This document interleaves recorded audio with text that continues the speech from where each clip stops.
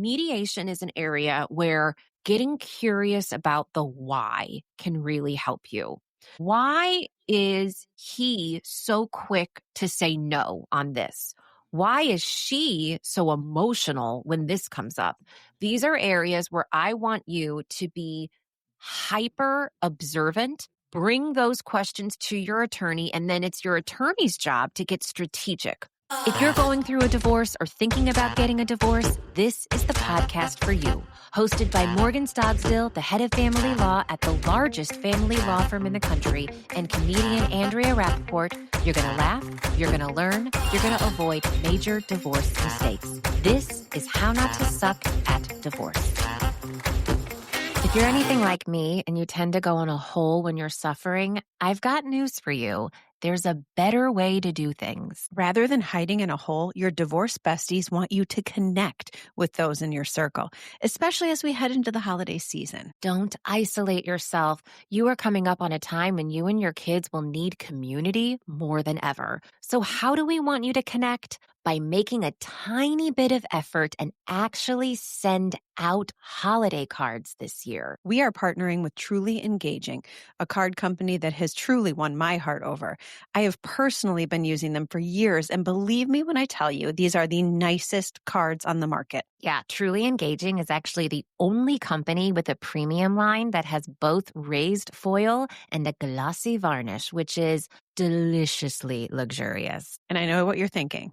Don't worry, it is not wildly expensive, especially not for our listeners. Connect with your community with a keepsake worth holiday card. And no, we aren't telling you to write, "And I think I want a divorce" on the back of the card. Although, oh my God, if you do have the balls to write that, please send me that card because I would die. No, don't write that. But do check out Truly Engaging. Direct link and promo code in our show notes. You know, Andrea, the biggest takeaway I hope that people get from listening to this podcast is that they make better decisions being proactive and not reactive. But being proactive about your divorce can come with a lot of really big, uncomfortable feelings, especially when it pertains to your kids. I couldn't agree more, but that's why I want you to consider using the co-parenting app to help with communication. Not just any co-parenting app. There are plenty out there, but not all are the gold standard. We want you to look at the most court-respected app, Our Family Wizard. You guys, please just visit the landing page that we created together.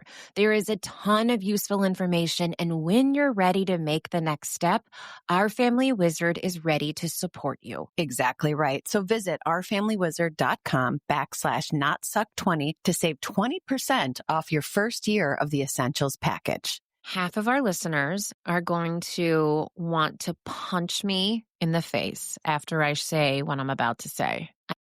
I like how you didn't respond. Okay. I'm waiting. I'm waiting, and I'm afraid. Okay. After 6 years of battling and having one of the most challenging co-parenting relationships known to man, I had my ex-husband over for dinner on Friday night. What? Yeah. I love this. From a And we're divorce getting lawyer. back together. No, I'm just kidding. No, that's funny. That is funny. We're not getting back together. We are never, ever, ever getting back together. But we had dinner for the kids, with my husband, my ex-husband. All the husbands came and sat down at one dinner table for a very wholesome Shabbat dinner on Friday night. And I'll tell you how it happened. So this was birthed out of a week of kids having some struggles and me and Dad saying, you know what? We got to get on the same page here. And what we've done for the last several years clearly hasn't worked. So we need to try something new. And do you know who was driving the ship on that? Was my husband. My husband was the one who invited my ex-husband over for dinner. Now, I am telling you this story because this is now 6 years out. So it can happen for you. It wasn't like the most joyful dinner we've ever had. I was going to say, was poison served? What did you, I mean, if I were him, I would be afraid of what you were serving me. No, it was fine. It was fine. And the reason why I'm leading with this is because we got a lot of pushback from last week's episode. with John Bassford talking about how you can look at co-parenting through a different lens and how he and his ex-wife have a really positive relationship. And the pushback was from people who unfortunately are and were in my camp where they're not able to do that. And I have talked to a lot of these people in our private community and I've said, listen, I hear you. I was right there. There were even moments in this episode that we just recorded last week where I'm like, ew, fuck, John, everyone's going to hate you for saying that. But it's so important that we try to keep an open mind and know that even the most horrific assholes have the ability at some point, maybe, to get it together and know that it could go right back to sucking. You got to just ride the wave. But for what it's worth, and I always try to be honest on this show, you all know that I survived something horrible. And I'm not saying that my ex-husband is this like totally changed human being, but he and I did get it together and for a night. I'm impressed. I'm super impressed. And look here, this is what I do every day. This is my life and I see it every day. So I know it wasn't just pushback. We got a lot of hate mail. People were angry about the episode. And it was really the people that are in those really tough co-parenting relationships. Those are the people that were angry about last episode because they're unable to see a world in which they can communicate or work with this other person because the other person is so difficult. And we hear you. We have been there. Andrea has walked that walk every day. She might be still walking that walk, but for Shabbat dinner on Friday. Yeah. And this is normal stuff. So our episodes are meant for everybody. And what we want you to know is keep an open mind. You might have a horrible day with your co-parent today, but 6 years down the road, maybe you're inviting them in for dinner. And if you can't imagine that now, that's okay, but it could still happen. And that's why we do this show. And we do every type of episode on this show so that you have ideas and you try not to suck at divorce as much as possible. And I encourage you guys, if you couldn't get through that whole episode because you decided that this wasn't for you, go back and listen to the end of it where you can hear how important it is to control your nervous system when you want to fight with somebody. And again, I am not saying that everything is going to be perfect and hunky-dory. Who is hunky-dory?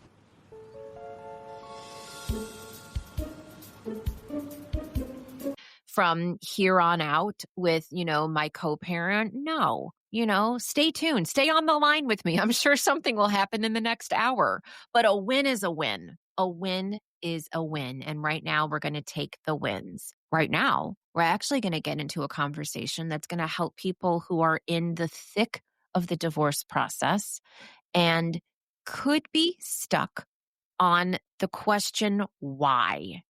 And the question why can either really help you if you're using why strategically, or it can paralyze you and end up costing you a lot more money and a lot more of a headache. So we're bringing on a really special guest to get into this today. Today, we are joined by Cary Mogerman. He is one of the most highly regarded divorce lawyers in Missouri.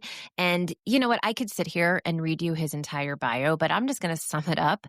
This guy is the real deal, okay? He's won all the awards. He writes, he teaches, he speaks. Basically, friends, you're going to want to pay very close attention to what he has to say. And it is an absolute honor to have him on as our guest today. So, Cary Mogerman, welcome to How Not to Suck at Divorce. Thank you. Thanks for inviting me. I'm a fan of the cast and I'm thrilled to be here with you. All right, Cary, I am really into this topic today because I love using the question why when I'm getting in under the hood of a car Right. with any cases that I'm bringing in and talking to.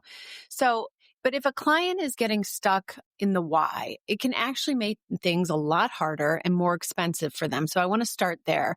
And some of the questions that kind of pop into my mind of what clients say about the why is this happening to me? Why is he or she acting so crazy?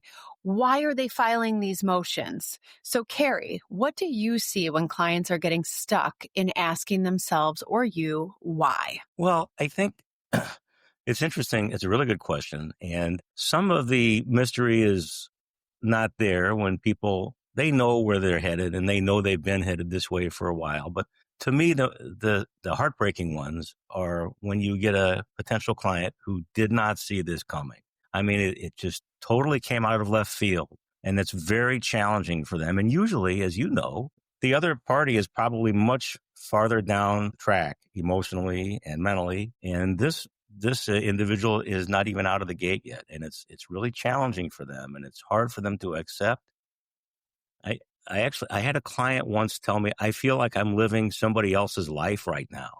And I thought that was a really good way to put it, because I bet that's exactly how it feels if you didn't see this coming for whatever reason.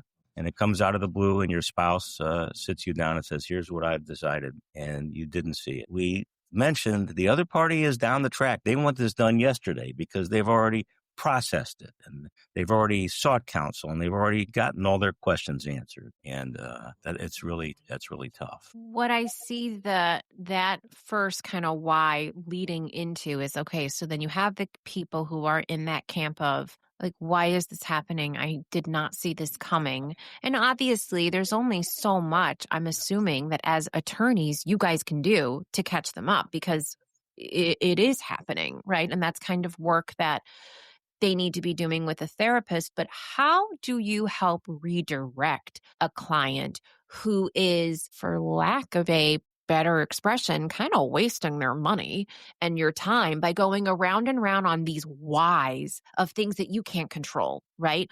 Right. Why is she acting so crazy? Why is he such a dick? I think you have to be more directive as the lawyer. You have to be empathetic, but you have to be directed. And I think you have to make sure that they understand the risk of not getting on board as soon as they can try to get on board and understand this is where it's going. A colleague of mine is a great scholar of Stoic philosophy, and I've learned a lot from him. One of the kernels of truth is that we can only control ourselves and how we respond to things. We can't control the external environment. We can't control what was decided by the other party. And I think that's important to try to impart to clients. If it's really out of left field, then they're not even in therapy. They're not seeing a counselor. And I ask them, do you have a confidant? Is there someone who you trust with your last penny?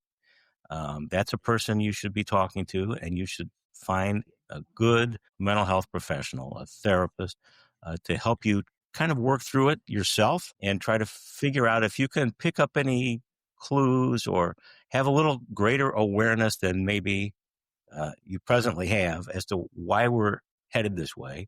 Because I do think it makes it easier to accept as you go down the line if you develop an awareness. I always say that the unfortunate part is that really time is the only thing that heals people. And there are those people that are blindsided. So when they're asking about whys, where do I see that a lot in the beginning of a divorce process is if there's an affair of some sort. There's a lot of whys there. And there's a lot of time that unfortunately has to pass by to get them really invested into the process. And it's kind of like a stage of grief to move forward. And when we say that why is not helpful in that part, what we're meaning there is usually when you're saying why at the beginning, like why are they acting like this to your lawyer, you're kind of wasting money a little bit. Now your lawyer, any good lawyer, is going to listen to you and try to work through it with you. But those kind of questions generally are better for a therapist. You need to get a therapist immediately. And I think that there's a why question and we're going to get into when whys are really important in your case. But one of the questions that I said is, why is she filing these motions? I mean, that is a question that's totally relevant, appropriate for your lawyer, and something that should be discussed. So we just want to make sure that if you are asking those why questions, and there are lots of great times to do that you're getting the most out of your money. Right. So again, what I want to just make sure everybody walks away with from this first part of the conversation is that your attorney's job is to help you navigate the logistics of this process. Whether you like it or not, this process is happening. The train's leaving the station. So you're either going to be on the train or it's going to be dragging you by your hair extensions down the tracks. That's right. It's not waiting for you. And I know that might sound aggressive, and I'm sorry, but the sooner that you can say, okay, it really doesn't matter why this is happening. It's happening and I've got to figure it out. But there are some times that asking the question why can be really helpful. So why don't we get into that? Because Morgan is probably one of the more creative attorneys that I know who uses why in a very strategic way. So let's get into that first. And then I want to hear what Cary thinks. Okay. So unpopular opinion as well. And we've talked about it on this show. That's our lot in life, in professional life, isn't it? Sharing unpopular but necessary opinions. Thank you, Cary, for finally someone backing myself and Andrea up. We are just constantly fielding hate mail, but here we are. We're still plugging along.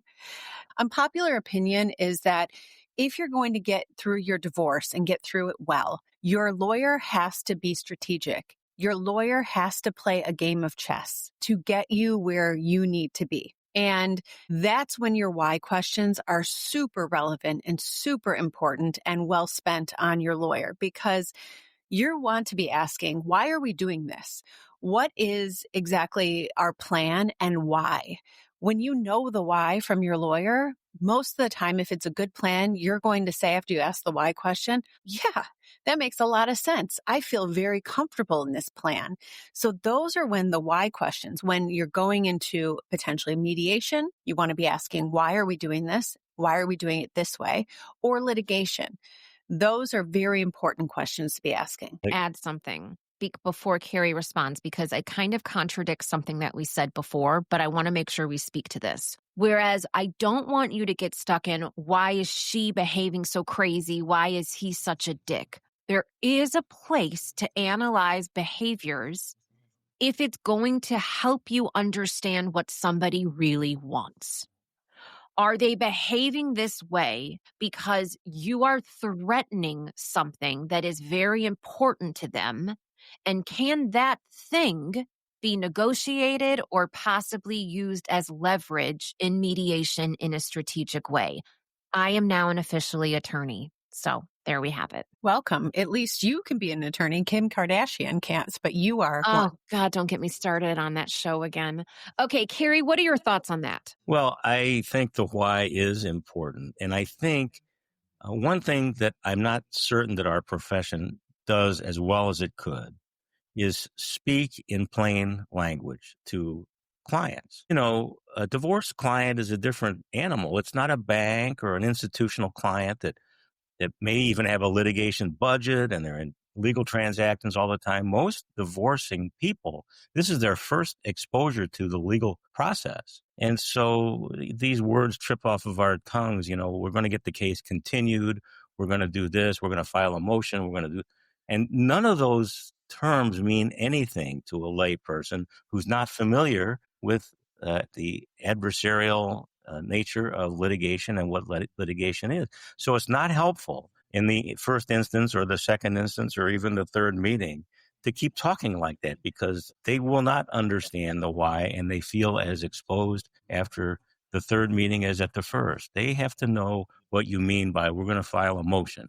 We're going to ask the court to do X, Y, or Z. And when we do that, we'll send a document to the court letting them know that, and then we'll schedule a date where we get to go see the judge and have the discussion and advocate for that. We're going to continue the case. Well, what does that mean? How long is it going to continue? Well, or we're going to go to an adjourn day, or all these other terms of art in our archaic nomenclature.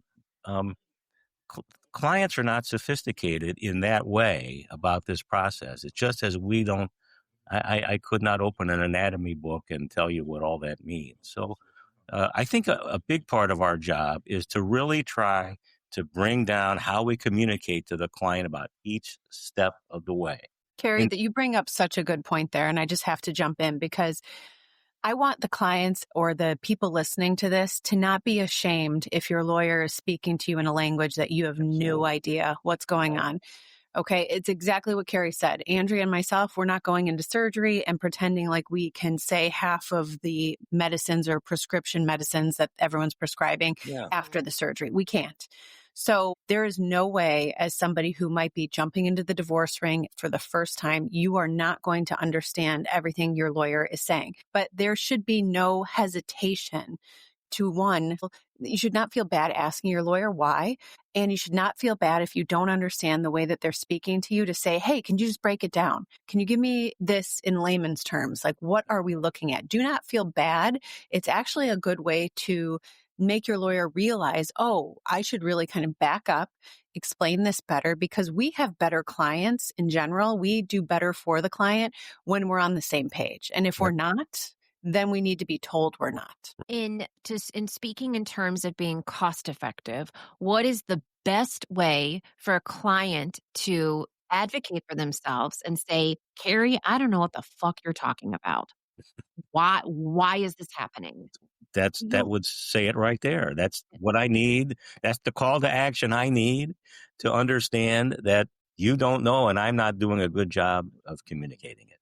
So there's no reason not to do that. Are you a fan of people emailing? Are you a fan of people getting on the phone with you? We hear all different sides. What do you like? I like what works for the client. We do have a tendency to rely on email maybe more than we should. I think that there's a warmth that can come through in the actual conversations and a building of the attorney-client relationship that occurs. If you do use the phone and have some phone calls now and then, I think the client appreciates it. It's a real-time conversation as opposed to, here are my 4 questions and here are my 4 answers. And then, but all that I think is important. And I think it's important for the lawyer to understand when it's important to have a meeting, even if it's a video conference like this. And it's important for the client to feel comfortable saying, I think I need an hour with you or a meeting with you so we can kind of walk through this. And the lawyer needs to be open to that. I mean, this is our job. So for all the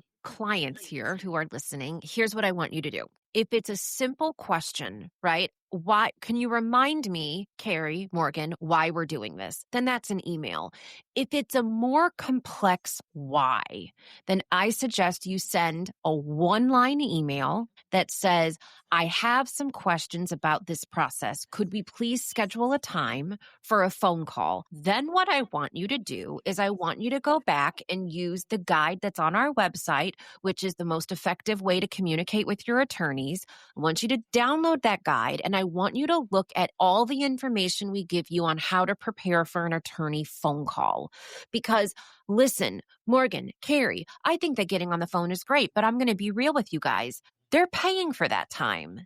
And it's expensive. And a lot of people can think, oh, I don't want to get on a call with my attorney because that's $325. Well, it could be. Or you can make the very most out of that money if you are organized with what you're going to talk about. So don't just get on the phone with someone and say, oh, well, I kind of have questions and I'm sorry, my head's kind of all over the place right now. And no. You need to be prepared and make the most of this time. And then it could be the best money spent. And that's, I think, the point of this episode is asking the why question is not bad when it relates to mediation, strategy, litigation of your case. And it really isn't bad in the beginning when you're just upset, as long as you're willing to pay for it. When it is, bad for lack of a better term, is when you don't want to pay all that money to basically use your lawyer as a therapist. That's what we're telling you. I do have clients, I would say, that are very high end and they don't care if they want to use me as their therapist. That's okay. But I also have clients that are very cost conscious and they should not be calling me and saying, why is he doing this to me? Why is this happening to me? Because they're processing their grief through their lawyer. That's more of a therapist phone call. And that's what we're trying to do on this episode is tell you when you can save dollars. And that's a place you could save dollars. And when you send the lawyer an email that's, 5 pages, single space that you typed at 3 a.m, we know what that is. We know you're not sleeping. We know that these things are taking up all your bandwidth and they're in your mind. And the lawyer, I think, needs to pick up the phone or send an email back. I got your email. I have read it. You have raised a lot of important questions. Let's schedule a time for a phone call or a Zoom or a meeting where we can talk about all of it. And that's effective. I have not seen that resource that you mentioned on the website, but that sounds like a really a smart resource, how to communicate with your attorney. I'll look at that. That's It was born out of, we so often talk to people about, well, this is what you should do. And then we realize, well, wait, they don't know. they Nobody don't knows how to send an effective email because to know. your point earlier, Cary, the average person, or not even the average person, most people getting a divorce are not legal experts. Right. So naturally, you're going to just rattle things off the top of your head. You're not thinking in terms of billable hours. And we are tasking people with making very big, important decisions when they are at the worst mental and emotional state that they have maybe ever been in. So we try to help people through this. I want to get back to mediation because mediation is an area where getting curious about the why can really help you. Why is he so quick to say no on this? Why is she so emotional when this comes up? These are areas where I want you to be hyper observant, bring those questions to your attorney, and then it's your attorney's job to get strategic. That's actually a really good point, Andrea. So, nobody knows your spouse better than you do. You know their trigger points. You know what makes them tick. Those are the things, those are not money wasters at all for a good creative lawyer. Those are things that your good creative lawyer wants to know. What bothers them? Where are they going to dig in most in mediation, in litigation? We as lawyers, when we're negotiating, we might see certain things and be like, oh, that's kind of quite the response to something that seems very simple. Is there more to it? And we might ask the client. But my point there is if you know something's going to trigger or something really means the world to them when you're going in to negotiate, you want to tell your lawyer about that in advance. That is not stupid information that your lawyer doesn't want to know. No, we want to know that because that's how we settle cases, because it always is so important. And the only way to settle a case is to know what each side really, really needs and what really matters to them. I think that's right. If you think about the process, you're married 15 years or 20 years to this person. Who knows you better than any other person on the face of the earth at this point and knows everything about you? It's your spouse. And you're at war with this person now who knows everything about you. So you're a client that feels very exposed, and understandably so. So there's a natural tendency to gird thy loins. All right, everyone, gird your loins in any part of the process. But we need to know those things. So what I do is I have like a marital history interview. Let's take an hour. Let's start from when you first met. What were your circumstances? What were the other party's circumstances? Where were you working? Where was the other party working? How did this pick up?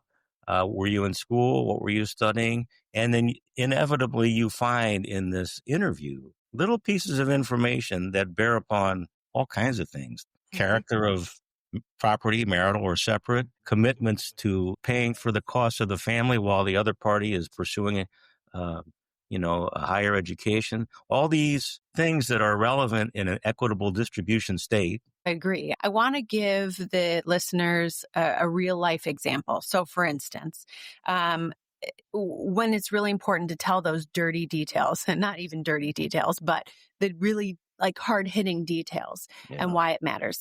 I had a client once who basically came in, a healthy marital estate, kids, etc. It was a woman. And she said, listen, I know this is crazy. She kept talking about they had a great amount of money in the bank, but all that the husband cared about was money. And it was so, so cheap. Like everything, watching every dollar that went out, everything she did, even though they had plenty of money. And she just felt so controlled. And so I went down this rabbit hole of like, well, let's talk about that. You have all this money in the bank. And she's like, yeah, we can't go on vacation unless we go to somewhere that points can pay for, and it doesn't matter how much money we have in the bank. We can't, fly unless we have points that can pay for it. So this husband was very, very conscientious of money and very, worried about it at all times. What I did, asking the why, to settle that case is I knew that the more pressure we could put on him of fees, of costs, of what it looks like if we don't settle in mediation, how more expensive it's going to get for him, that would make the pressure rise. And when the pressure is rising and the money is out there, that might make him take a quicker settlement. And it worked. So that's more broad brush, but that's what we're talking about, why those little details matter so much when we're talking about strategy. As a client who's listening to this, if you are the one feeling this loss of control that's putting you into a tailspin, we as lawyers want to know that, because then we can explain to you the why and the what. So why are we doing what we're doing now, knowing that you're in this tailspin? And what exactly are we doing to get you the results that we want? So if we don't know you're in the tailspin and we don't know why you're in this tailspin, it's hard for us as lawyers to get you out of that tailspin. And we need to know it. We need to know it because we can usually talk you out of it. Most people don't realize that there's probably not a single thing that's going to occur in their divorce or a single decision that they're ever going to have to make in their case that they have to make in a split second. You get served, you don't even know it's coming. You think you've got to do something yesterday, and it's got to be totally discombobulating. And I think the lawyer has to bring the client to an understanding that this is a process. We're dealing with basically a public agency that's overworked and overloaded if we're still in the courts. And so there's going to be plenty of time. We all think that decisions have to be made immediately. We all do. I mean, that's just like a human thing, even if somebody sends me a link to something on Amazon, if my husband sends me a link to something and he's like, I like this rug, what do you think? Why is it that we think I have to respond immediately as if there's like a ticking bomb about to go off, right? In my mind, I'm like, I have to give an answer. Wait, I have jealousy, and I don't know if you feel like this too. You know those people that you text and they just don't respond for like hours or maybe a day? Yeah, or ever. I have jealousy about those people. And I wonder how their mind doesn't like freak out like mine does, because I'm the same way. We have been programmed same way. And what's funny is, especially when we don't want to communicate with a person, if the question we're getting is not something we like, it's so hard for us to say, okay, hang on, we got to take a minute here before I respond. We want so badly to write back, you don't understand, and blah, blah, blah, blah. Or if your attorney says, hey, this was what the response was from opposing counsel, take a minute, digest it, and then we'll talk. We do the exact opposite. You didn't even read the part about take a minute and digest it and we'll talk tomorrow. No, you are making a decision now. You're already in your car driving to your attorney's office, and then you're ready to slash your ex's tires because now you're going scorched earth. It is so hard for us to slow down and to get smart and strategic. And that's what I think, it's so funny when we were designing this episode, I'm like, oh, this is really going to help so many people, helping them get curious about the whys. And now I'm like, oh shit, this is so hard. It is hard. So hard. No matter how you lay it out, if you transmit the document, there's something in paragraph 3 that is going to send the client absolutely through the roof, off their spool. And it's just, it's managing. Andrea, in counseling, let me ask you, do you discuss the I don't know if it's physiology or pathology or what, when you mentioned fight or flight, do you discuss where that comes from? And is that something that's helpful, or is that? I've been in therapy since I was in utero. And yeah, I mean, I often ask like, where does that come from and why? And I think that almost all the time it's because there's something in you that gets scary. And then there's that part of your brain that just lights up and wants to, just like what we just talked about, getting a link from Amazon or getting an email, you immediately want to respond. It's really hard to not respond, right? And it comes from like back in the day when there was literally bears chasing us in the woods. You had to run. You have to run. And, if you think it through, rationally, there is no reason in the world I have to make this decision now. So let's break this down on what we don't want people to get stuck in and where we do want them to get curious. Let's start with what we don't want them to question. We don't want you to get caught up in, why is this happening to me? That's a conversation that you should definitely explore after you've had a bottle of tequila with the principal of your school. No, I'm just kidding. Go explore that in therapy. Your attorney is not going to be able to tell you why this is happening. What else do we want to make sure people don't get caught up in? What do you got, Cary? Why are you doing all this? Why can't we just sit in a room and hash it out? Because my spouse says, I agree to 50-50. Well, understand, what's the size of the pie that we're saying 50-50 on? I think don't get caught. Don't blame the lawyer for wanting to know all the pennies and nickels, where they are, what they're worth, because it's to your advantage. You can't settle a case in a dark room. We have to turn the lights on in the room. We have to see what's on the table. One of the things we don't want people to question, because it's just a waste of money really, is why is the law like this? Why is the court like this? If we had those answers, we would not be doing this job. We have what we have to work with, and it's our job to tell you what the law is and how the court runs. Yeah. And it really is a waste of your time and money to go round and round. I had this client. I mean, I think this client, he spent thousands of dollars just being upset about the fact that the law was what the law was and that the court was running the way the court ran. Yeah. And it was hard for me because responding and it was like, I don't have any other answers. It's just the way it is. This isn't fair. That's another thing. God, we got to do a whole episode on the fact that nothing is going to be fair. It's not fair. Fair doesn't really enter into it, does it? No one. And unfortunately, people think, well, did the judge hear about what he said to me? Yes. Let's get into when we do want to use, to recap, because we love action steps. Here's when we want you to use the question, why? We want you to use the question, why, when you are asking what the strategy is in your case. We want you to use the question, why, before you're going into mediation. We want you to use the question, why, before you're going into litigation. Even if you're prepping to go into litigation, ask why, ask what, ask how. And if you don't know, or maybe the lawyer isn't explaining it well, please, like Cary said, just nicely or not nicely, we don't really care, say, I don't know what you're saying. Please, can you explain it to me? In a nice way, it could be, I'm just not following. Can you explain this a little bit to me? No problem. Lawyers should be able to do that. Yes. Why are you saying we need to do X? We should be able to explain it so it's crystal clear. Otherwise, why are we doing X? Right? Does it matter if X? Does it matter if Y? Ask the question. You're paying us so much money to help you. Let us help you better and let us know all the information. And you know what? Please don't send photos of documents. Go buy a desktop scanner or go to mailboxes, but do not send an iPhone photo, 5 photos of the pages of the thing that you were. I hate that.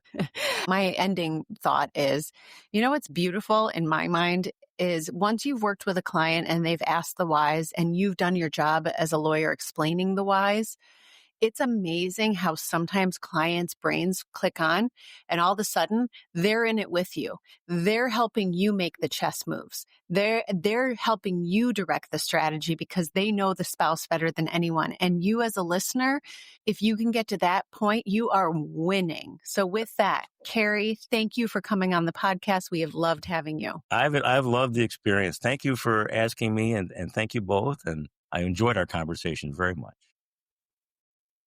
I feel like we just had a conversation with like a wise sage who uses terms like nomenclature. Ooh, I loved that. That language was like, oh, we are so smart here today. Not him. I can't even spell definitely or Marthathon. That is true. You really can't spell, but he was lovely. He had this like wise kind of vibe going on with him and very, likable. And I really appreciated that it was kind of a unique topic that we haven't really hit before, which is, when is it appropriate to ask why? Because so many clients and so many listeners are worried about, one, wasting money, which is a really big worry and a good worry.